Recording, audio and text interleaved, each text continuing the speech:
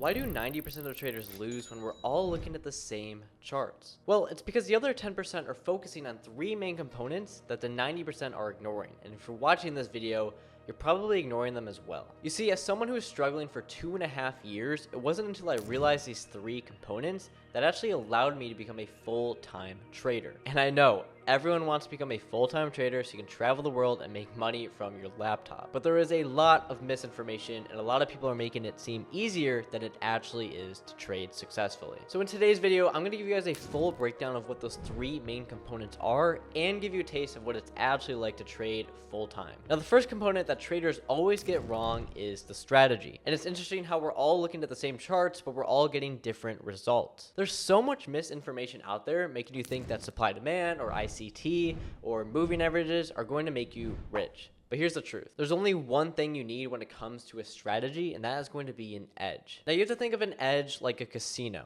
okay? If you were at the casino owners always make money because they have an edge in their games, okay? If you play blackjack over the long run, odds are is that you're going to lose money and the house is going to make money. Now, because you have this statistical edge, it really doesn't matter how many people are betting, how many people come to bet. Casinos just want as many bets that come because they know over the long haul, they're going to make money.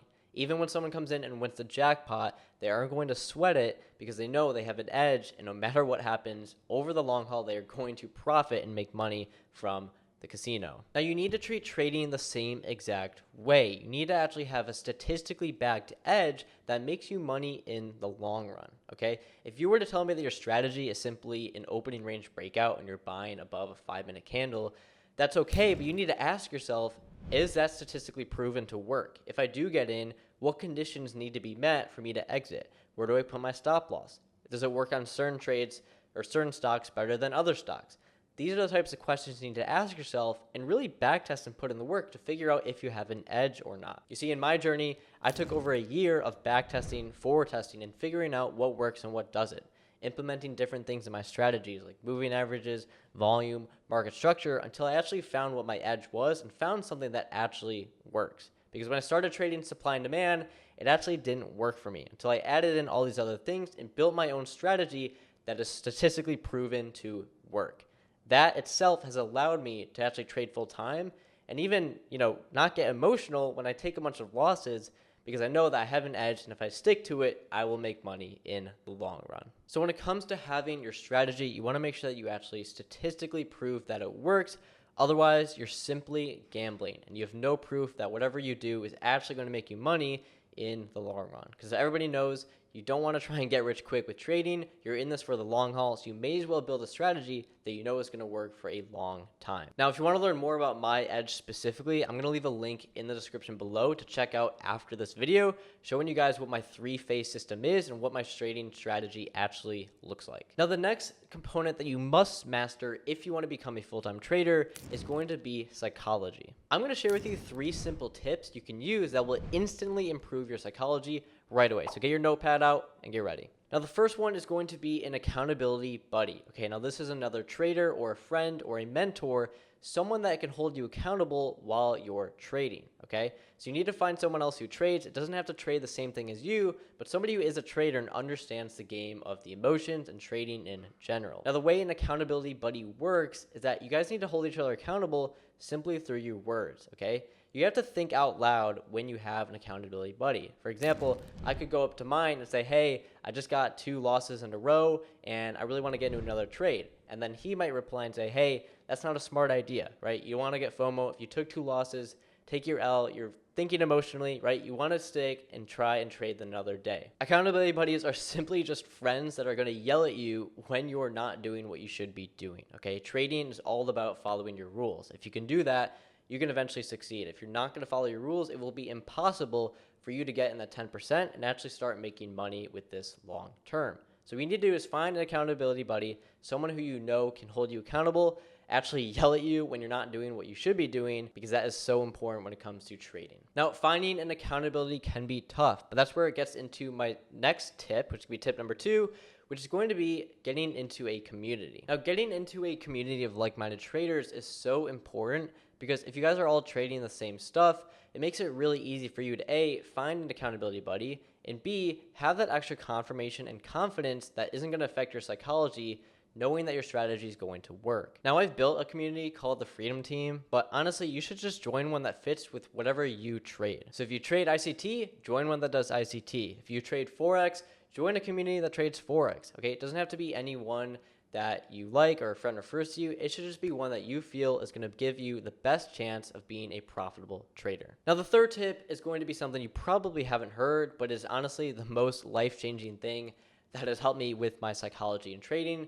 and that is going to be a trading therapist. Now, you can also call it a psychology coach, and we have one inside the Freedom Team, but basically, it's a person who has backed in psychology, so they're a licensed therapist, but they also have background in trading. So they understand trading and they understand human psychology, and you're able to just have one-on-one sessions with them that are going to completely change the way you think about trading.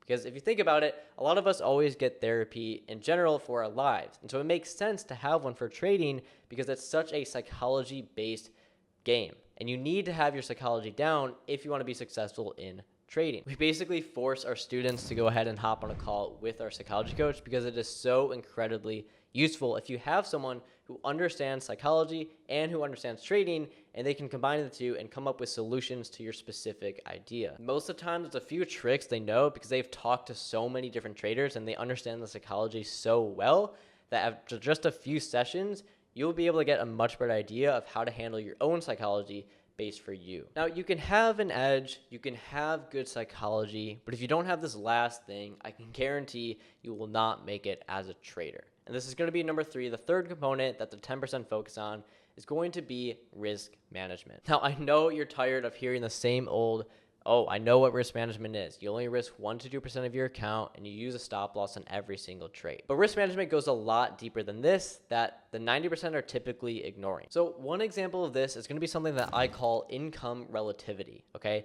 And this is the idea that every human has different incomes, but we also have different opinions and perspectives on money in general. And all of this ties into trading in a very specific way. For example, I know a lot of millionaires who are very, very prudent, meaning they will not spend their money on anything, okay? They will do anything they can to get the cheapest dollar. They don't want to spend a single dime. And I also know a lot of people who are very broke and don't have a lot of money, and they will be the first one to go ahead and drop $1,000 of their last, dollar they have in their bank account on a Gucci bag or on a car or something that they don't actually need, okay? So everybody has different thoughts and perspectives on money, and being able to understand yours is going to make it really crucial so you know how much money you should be risking per trade and how much money you should be putting in your account. Now, I have a simple question you can ask yourself to really understand the exact amount of money you should be risking per trade based on your income relativity. And it goes something like this. Imagine that you need to go to Bed Bath & Beyond to get a toaster, okay? And so you go to Bed Bath & Beyond, and let's say this Bed Bath & Beyond is an hour away. So you have to drive an hour there and an hour back to get home.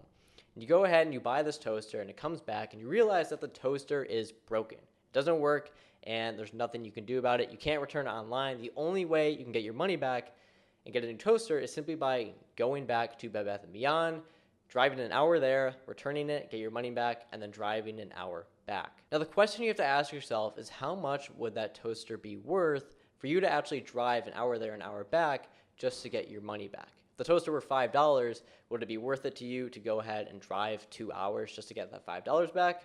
Or is $5 not worth 2 hours of your time? For some people, it may be closer to $100. For some people, it may be closer to $1,000, right? If you're really rich and you're a millionaire, it probably isn't worth 2 hours of your time to go and just get a toaster that isn't working and get $1,000 back.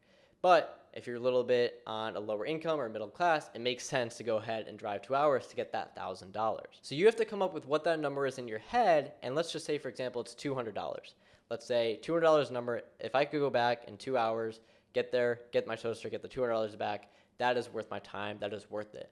Then you should be risking around that amount, okay? Right where that cutoff is of where you should go and where you wouldn't go to get that toaster back is what you should be using for how much you should be risking per trade, okay? You need to be risking an amount that you simply don't care if you lose it. Because if you have too much money on the line, it's going to affect you emotionally, it's going to affect your psychology, going to affect your risk management, and you're simply not going to make it as a successful trader. These 3 components are so key that every successful trader I know has these down to a T. I can guarantee that you will not be a successful trader if you do not have your trading strategy down or an edge, if you don't have your trading psychology down, and if you don't have good risk management. So I hope these tips helped. If you guys want to learn more on exactly what my strategy is, what my edge is, go ahead and click the link in the description. I have a free training below showing you guys exactly what my three-phase system is. Subscribe, comment down below, and let me know other videos that you guys want me to make, and I'll catch you guys in the next video.